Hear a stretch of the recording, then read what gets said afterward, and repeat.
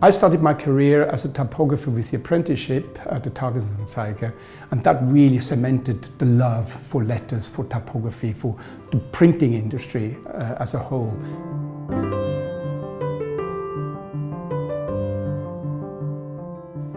I first came to London, first of all, because I had always liked London, and as a teenager I came to visit London, and it always had something special about it.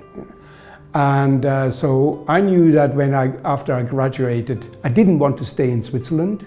I also had a job offer from Germany, but Germany was too close to home. And I had this job offer here in the UK. So I thought, okay, off to London, probably one of the most exciting cities in the world.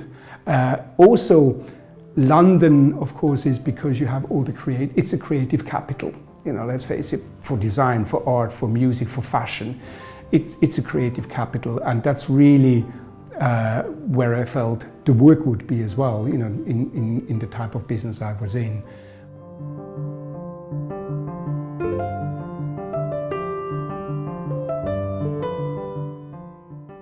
Typography is conveying a message by means of the written word. A good typeface to me is a typeface that is fit for purpose.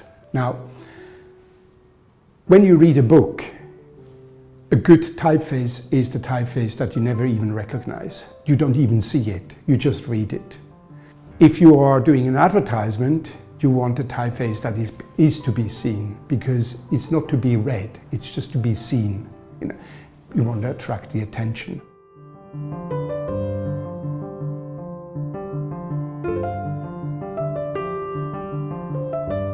Dalton Maag is probably unique in a respect in that we can work on multilingual typefaces. You know, we are very unique in that. I think we're pretty much the only ones in the world who can pick up a project and design all the various writing systems in-house, with the exception of Chinese, Japanese and Korean.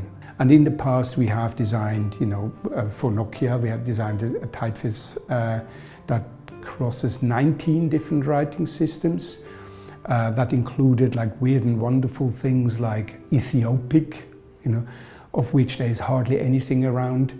We designed Sinhala, which is for Sri Lanka. We designed Tamil. It's very challenging designing for those language areas, but you know, with the right amount of research and you can do it.